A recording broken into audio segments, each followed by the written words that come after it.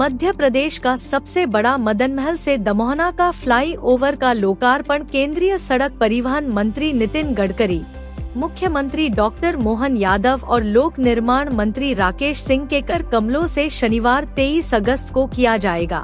Fly over लोकार्पण कार्यक्रम की तैयारियों को लेकर लोक निर्माण मंत्री राकेश सिंह ने जनप्रतिनिधियों एवं प्रशासनिक अधिकारियों के साथ मदनमहल से दमोहना का तक संपूर्ण फ्लाई ओवर का निरीक्षण किया। इस दौरान लोक निर्माण मंत्री राकेश सिंह ने अधिकारियों को तैयारियों को लेकर निर्देश भी दिए। लोक निर्माण मंत्री राकेश सिंह लोकार्पण समारोह को लेकर काफी उत्साहित नजर आए। निरीक्षण के दौरान लोक निर्माण मंत्री राकेश सिंह ने पत्रकारों से चर्चा करते हुए फ्लाईओवर निर्माण को लेकर आवश्यक चर्चा की।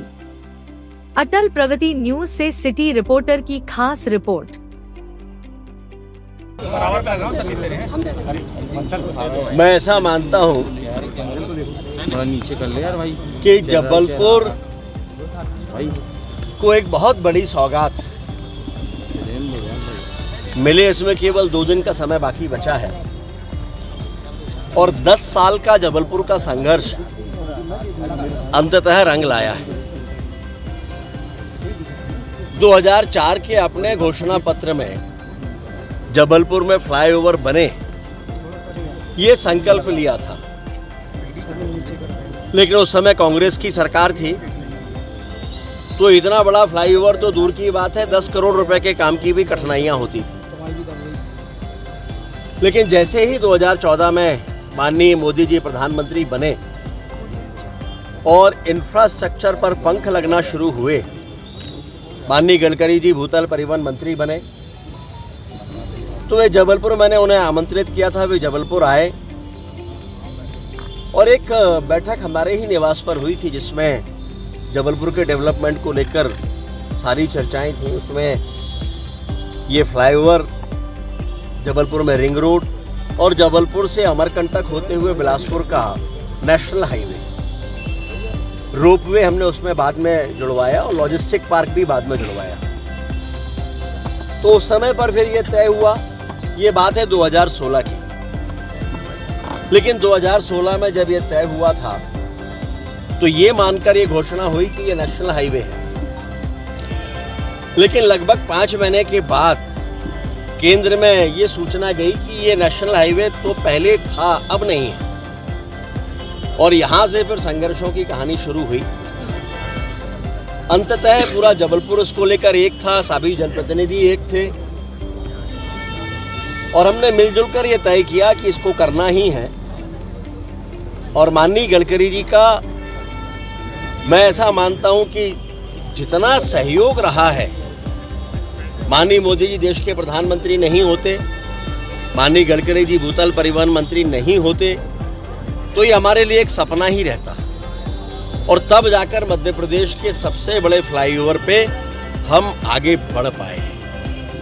फिर कांग्रेस की सरकार आई, उस समय बहुत रुकावटें आई और पहले ये बलदेव बाग तक स्वीकृत होना था, इसको दमोह नाका तक ही, लेकिन त्रुटिवश वो बलदेव बाग तक स्वीकृत होकर रह गया।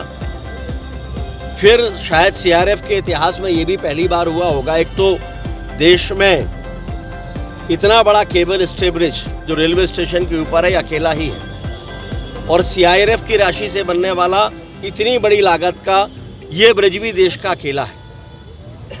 और फिर वो भी एक और संयोग जुड़ा कि जब बलदेव बाग से दमोह नाका तक इसको आगे एक्सटेंशन करना था, तो आमतौर पर सीआरएफ के कामों में संशोधन नहीं होते, लेकिन संशोधन के उपरांत वो भी इसमें जोड़ा गया। फिर अनेकों बाधाएं आई, कुछ लोग अदालतों में गए, माननीय न्यायालय ने उसमें सुनवाइयां शुरू की, काफ़ी समय उसमें निकला। अंततः माननीय न्यायालय ने उसको पाया कि ये बनना आवश्यक है और इस तरह से रुका हुआ काम फिर से शुरू हुआ।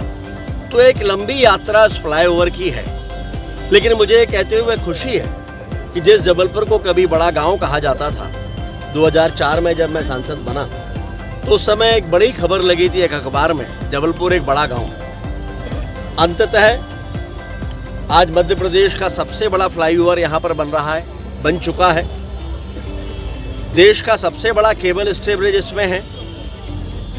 देश की सेकेंड लार्जेस्ट रिंग रोड यहाँ बन रही है, जिसमें लॉजिस्टिक पार्क होंगे, रोपवे यहाँ पर होने जा रहे हैं। कुल मिलाकर हम कहें तो जबलपुर के विकास को पंख लगे और जबलपुर आज महानगर के स्वरूप में दिखाई दे रहा है। और ये वास्तव में जबलपुर की जनता का आशीर्वाद है और जबलपुर के सभी जनप्रतिनिधियों की एकजुटता है, जिसका ये सुखद परिणाम यहाँ देखने को मिल रहा है। भाई साहब, लोकार्पण कितना भव्य होने जा रहा है इसका? 23 तारीख को देश के भूतल परिवहन मंत्री माननीय गडकरी जी पधार रहे हैं। मध्य प्रदेश के लोकप्रिय मुख्यमंत्री माननीय मोहन यादव जी रहने वाले हैं।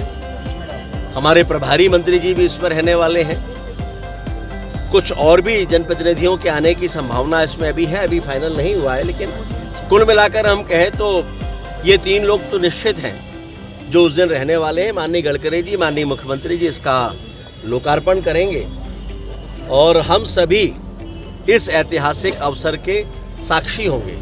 और मुझे ये कहते हुए भी खुशी है कि मध्य प्रदेश में डॉक्टर मोहन यादव जी के नेतृत्व में पिछले 2 सालों में इसमें कहीं कोई रुकावट आने नहीं दी गई। पहले माननीय शिवराज जी के नेतृत्व में जब इसका काम प्रारंभ हुआ, तब भी हमें भरपूर सहयोग इसको लेकर मिला है। तो हम कहें तो भारतीय जनता पार्टी की सरकार चाहे केंद्र की हो या राज्य की, इस संकल्पना को तभी पंख लग पाए जब इन दोनों सरकारों ने पूरे सहयोग के साथ इसको आगे बढ़ाया। Thank you.